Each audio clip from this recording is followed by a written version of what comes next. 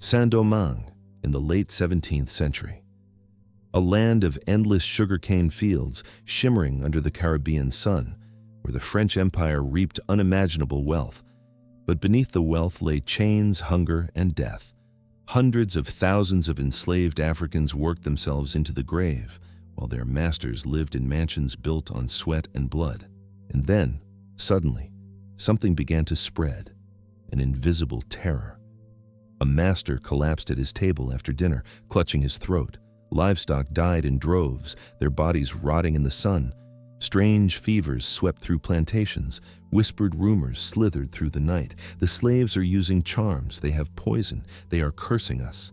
For the French colonists, nothing was more terrifying than an enemy they could not see. Their fear turned into fury. Suspected sorcerers were dragged from their huts, tortured and burned alive in the public square.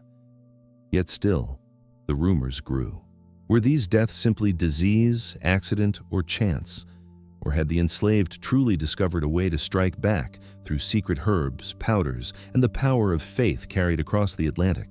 What unfolded in the 1680s was more than a witch hunt.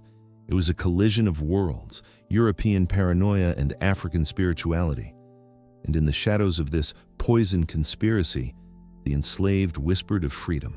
This is the story of how fear became a weapon, how magic became resistance, and how the seeds of Haiti's Great Revolution were sown long before the first musket was fired. Saint-Domingue in the late 1600s was a colony in transition. The French had only recently secured their hold over the western half of the island of Hispaniola, wresting it from Spanish neglect and filling it with new settlers, soldiers, and, most importantly, enslaved labor. By the 1680s, it was not yet the richest colony in the world. That title would come in the 18th century, but the foundations of its future wealth were already being laid in cane fields stretching toward the horizon. To the French crown, this territory was a prize worth defending at all costs. Sugar was not just a sweet luxury, it was the gold of its time, a commodity that could enrich kingdoms, fuel wars, and shape global trade routes. Every ton harvested from Saint-Domingue meant fortunes in Paris, Bordeaux, and Nantes. The plantation system expanded ruthlessly, clearing forests and devouring land, demanding ever more human bodies to keep its mills turning. Those bodies came in ships from West and Central Africa.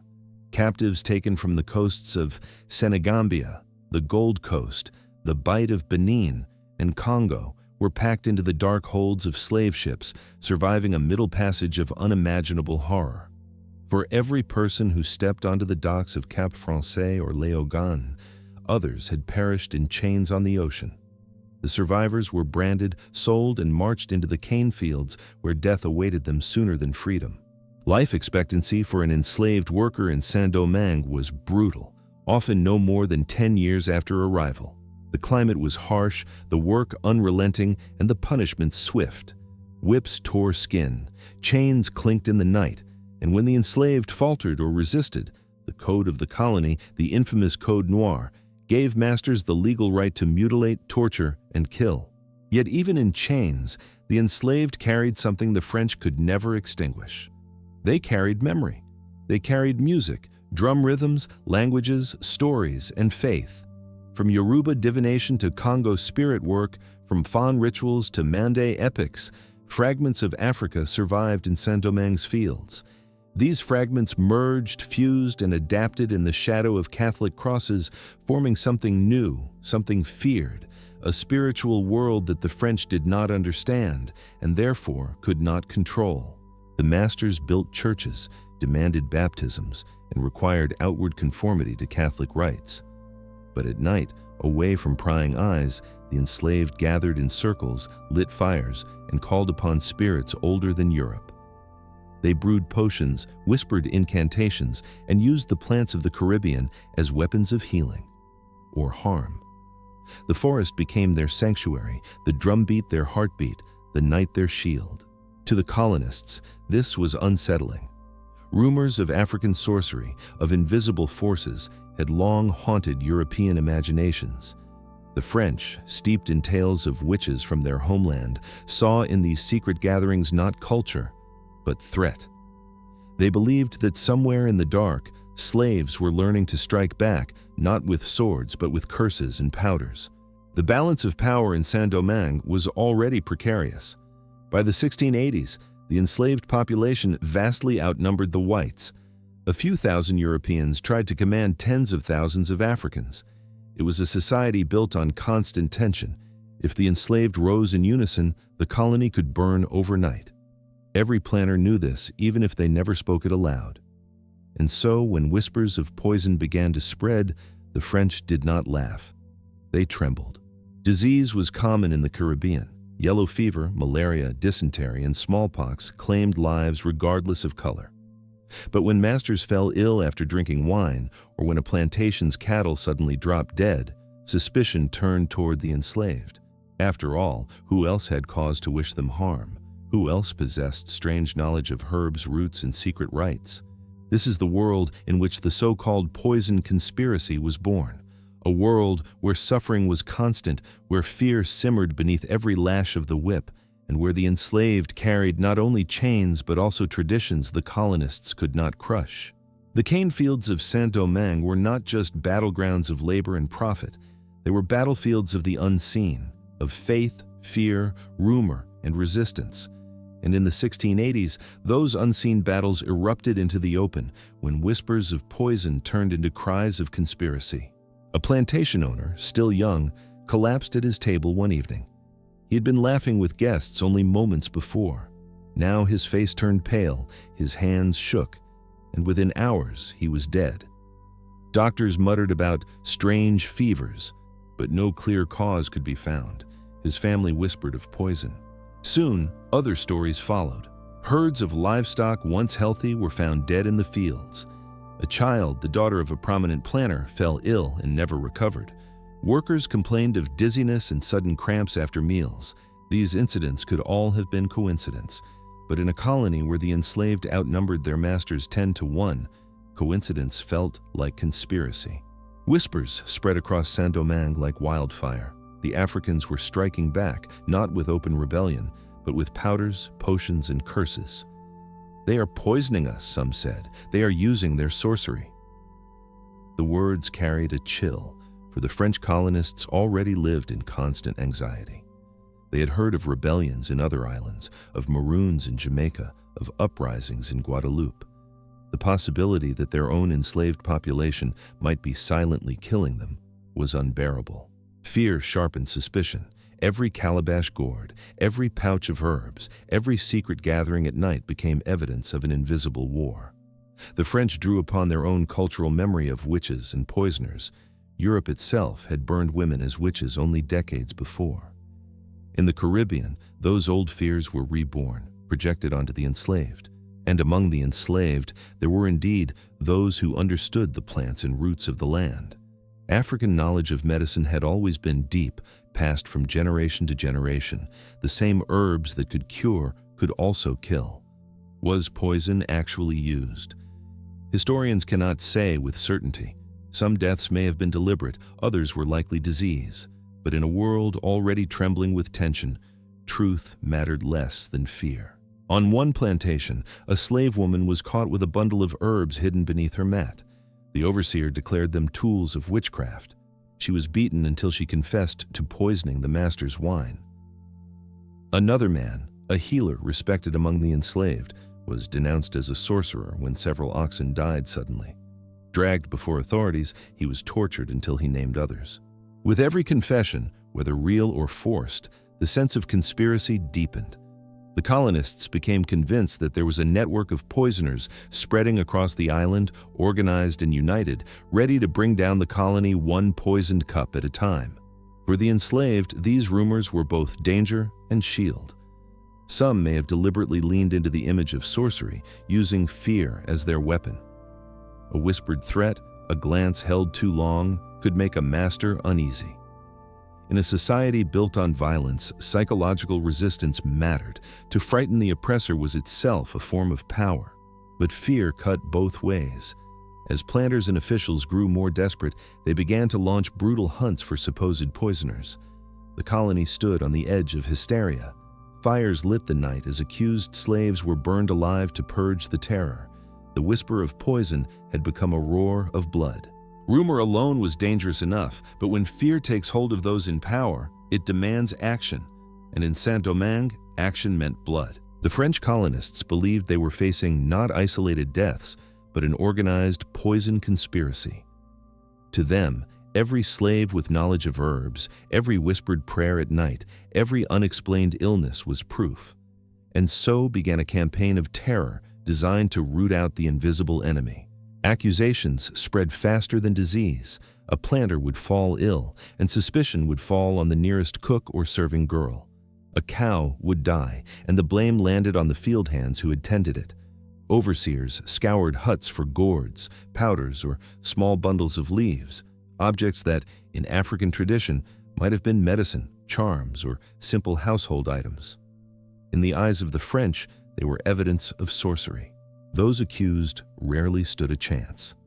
Dragged before colonial officials, they faced brutal interrogations. Torture was considered a legitimate tool of justice. The rack, the lash, burning irons, these were used to force confessions, and confessions always came, because pain breaks the body faster than truth can survive. Once a confession was extracted, the accused were forced to name accomplices, and so the web grew wider. One name led to another. Soon, dozens of enslaved men and women were implicated. The colonists, convinced they were uncovering a vast network of poisoners, believed they had justification for the horrors that followed. Public executions became spectacles of fear. In the town squares, accused poisoners were hanged or burned alive before jeering crowds. The smell of smoke clung to the streets long after the flames died down. For the French, these executions were meant to be warnings, proof that the colony was protected, proof that the masters still held power. For the enslaved, they were reminders of cruelty, of injustice, of the price of even being suspected. Yet, even as the flames rose higher, the paranoia did not ease. Planters still fell ill, livestock still died, disease continued its cycle. The more the colonists killed, the more convinced they became that the conspiracy was everywhere, spreading faster than they could contain. Among the enslaved, the witch hunt carved deep scars. Healers, midwives, and spiritual leaders, those who provided comfort and knowledge, were targeted most. Communities lost figures of guidance, and with them, a link to ancestral traditions. But at the same time, the terror of the witch hunt confirmed what many already knew. The French feared their power. Even if that power was only rumor, it was enough to shake the oppressors. The witch hunt turned Saint-Domingue into a land of constant suspicion. Masters distrusted their slaves. Slaves distrusted each other, wary of betrayal under torture. Night after night, fires flickered on the horizon where another execution burned away the threat. And yet the colony did not feel safer. It felt more fragile, more tense, a society balanced on the edge of collapse. In the eyes of the French colonists, the so-called poison conspiracy was proof of treachery. But in the lives of the enslaved, faith and ritual were not crimes. They were survival. Every person torn from Africa carried fragments of a spiritual world. The Yoruba of West Africa brought their orishas, divine spirits who ruled over nature and destiny. The Fan carried their Vodun, guardians of earth, sea, and sky. The Congo people spoke to ancestors, invoking protection and justice. Though enslaved, though stripped of names and languages, they did not abandon these invisible bonds. On the plantations, these beliefs intertwined with Catholic symbols imposed by the French. A wooden crucifix could hide the image of an orisha. A saint's feast day could mask an African ritual. To the masters, it was obedience. To the enslaved, it was camouflage. And in that camouflage, a new spiritual force was born, what would later be called voodoo. In this hidden religion, drums beat like heartbeats in the night. Dancers moved in circles, their bodies trembling with spirit possession. Fires crackled, casting shadows that seemed alive. Words of prayer mixed with chants of defiance. It was in these moments that the enslaved remembered who they were, not property, but people. And within this spiritual world lay knowledge of plants, roots, and powders. Some were medicines, cures for fever, remedies for pain, herbs for childbirth. But the line between healing and harming was thin. A leaf that healed one illness could poison another. A powder that soothed could also kill. To the enslaved, this knowledge was sacred. To the French, it was dangerous. Thus, every act of healing became suspect. Every bundle of herbs carried the weight of accusation. Yet, paradoxically, this very fear gave the enslaved a weapon no whip could take away. The colonists believed in their power, believed so deeply that they executed men and women for it. In their fear, the French revealed a truth. Even in chains, the enslaved had influence over their oppressors' minds. Faith was more than ritual. It was resistance. In prayer, they found strength. In drums, they found unity. In whispered curses, they found defiance. And when masters shivered at the thought of poison, that fear itself became an act of rebellion. The fires had burned, the accused had screamed under torture, and the gallows had swung in the humid night air. Yet the question lingered, unanswered. Was there truly a poison conspiracy in Saint-Domingue? Historians face the same puzzle today. The records we have come not from the enslaved themselves, whose voices were silenced, but from colonial officials, trial transcripts, and planters' letters. These were men gripped by fear, eager to prove their control, and quick to exaggerate threats. Their words cannot be trusted without suspicion. One possibility is that many of the deaths were natural. Disease ravaged the Caribbean. Yellow fever, malaria, and dysentery cut down rich and poor alike. A master who drank unclean water might die suddenly. Cattle might perish from epidemic. Children might sicken from malnutrition or infection. To a frightened mind, every such death became proof of poisoning. Another possibility is that poison was indeed used, though not as an organized conspiracy, but in isolated acts of vengeance. Across the Americas, there are records of enslaved men and women using herbs and toxins to strike back at their masters. It required no grand network, no vast plot, only one person, one powder slipped into food or drink to spark panic across a colony. And then there is the third explanation. Fear itself created the conspiracy. The French colonists lived in constant awareness that they were vastly outnumbered. Their wealth rested on the backs of men and women who had every reason to hate them. In such a world, even rumor became reality. The idea of a poison plot revealed less about the enslaved and more about the psyche of the masters.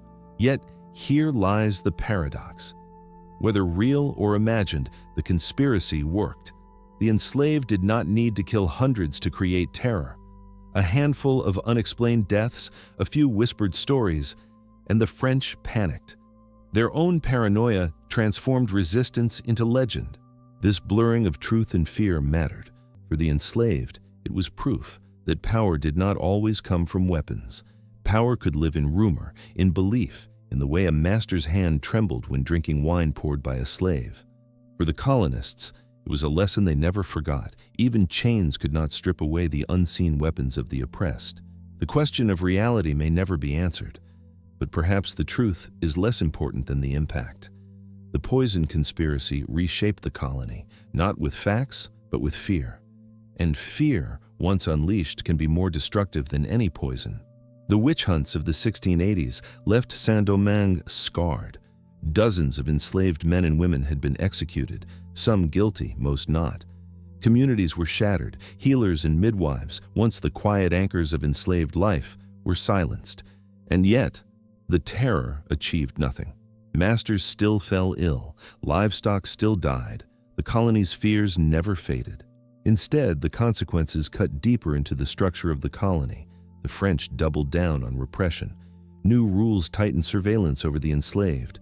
Gatherings at night were banned. Drums and songs were forbidden, for they were said to hide dangerous rituals. Cooking practices were monitored, kitchens inspected, even water sources watched. Fear had turned everyday life into suspicion. But fear is a two-edged sword.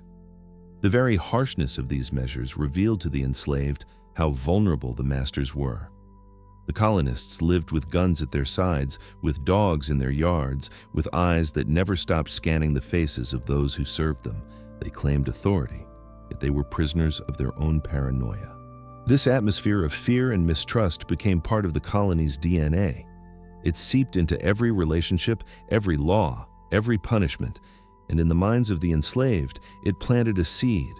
If whispers could make them tremble, what would open rebellion achieve? The poison conspiracy did not end resistance, it amplified it. Across Saint-Domingue, small acts of defiance multiplied. Tools broke mysteriously, fires erupted in fields, slaves walked slowly at work, eyes steady, daring their masters to punish them. The masters responded with brutality, but brutality only deepened the hatred simmering beneath the surface. By the 18th century, Saint-Domingue had become the most profitable colony in the world and the most dangerous.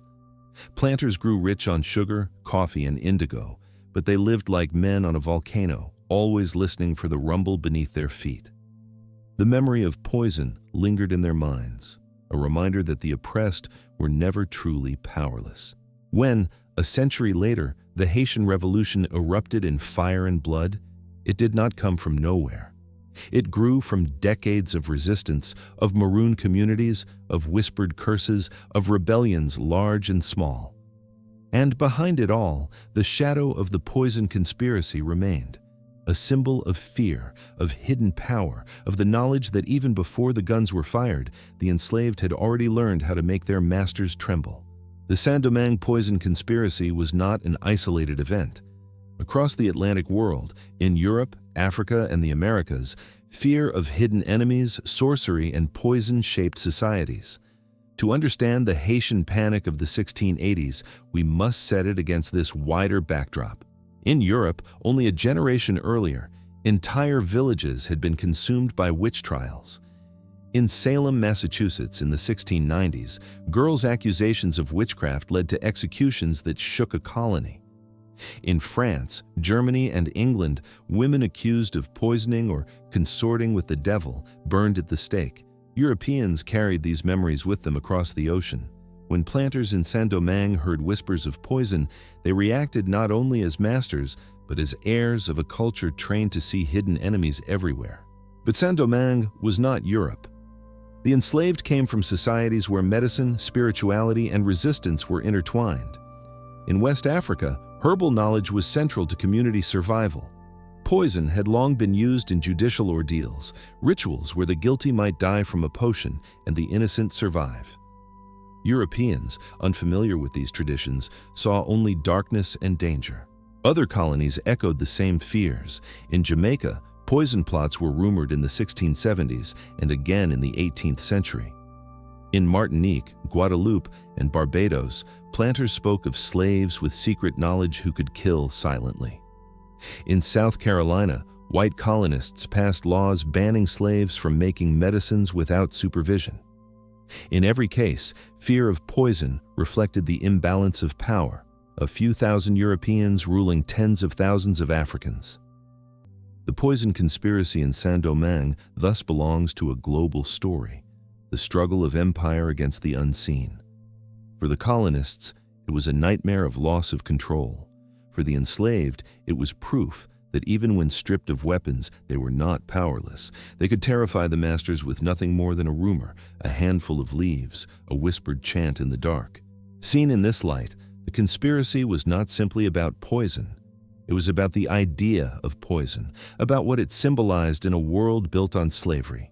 It symbolized fear, fragility, and the knowledge that violence breeds resistance in forms the oppressor cannot predict.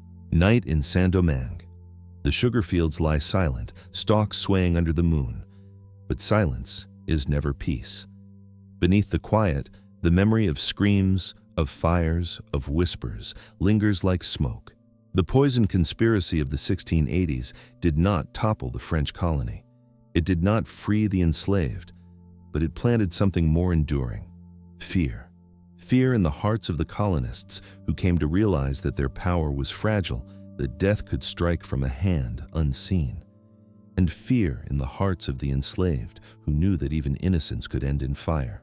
Yet, out of fear also came defiance. The masters believed they had stamped out sorcery, but the enslaved kept their faith alive in shadows and silence.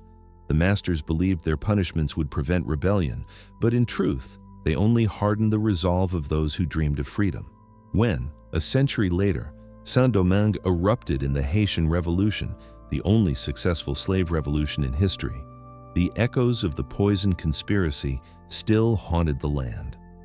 By then, enslaved men and women had learned that they could terrify their oppressors not just with muskets and machetes, but with the mere idea that power could flow unseen, in whispers and powders, in prayers and curses. History often remembers battles, generals, and treaties. But history is also shaped by rumor, belief, and fear. The poison conspiracy was never proven. Perhaps it never truly existed, but its shadow was real. It warped laws, destroyed lives, and deepened the cracks in the colonial order. And maybe that is the greatest irony of all. In trying to root out an invisible enemy, the French revealed their own weakness.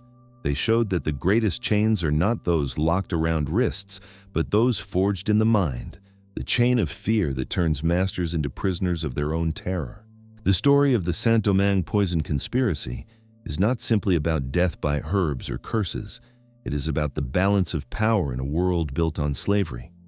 It is about how the oppressed, even in silence, could make the powerful tremble. The drums are quiet now. The fires have burned to ash, but the lesson endures. Power is never absolute. Fear is never one-sided. And in Saint-Domingue, long before the revolution, the enslaved had already discovered the truth, that even whispers can change the course of history. History is never just dates and names. It is lives. Lives lost, lives broken, and lives that fought to endure. The story of the poison conspiracy in Saint-Domingue reminds us that fear can control societies, but it also reminds us that courage can grow in the darkest places. If this story moved you, if it made you see slavery not as distant history, but as lived experience, then don't let it end here. There are countless forgotten stories waiting to be uncovered, rebellions that shook empires, voices silenced but not erased, memories buried in archives and ruins. This channel exists to bring those voices back, and you can help keep them alive. Subscribe so you don't miss the next hidden chapter of slavery's dark past. Share this video so others can understand how deeply fear and resistance shape the world we live in today. And leave a comment. Your thoughts, your questions, your reflections. Dialogue keeps history alive. The past speaks if we are willing to listen. Together, we can make sure these stories are not forgotten. Subscribe, share, remember.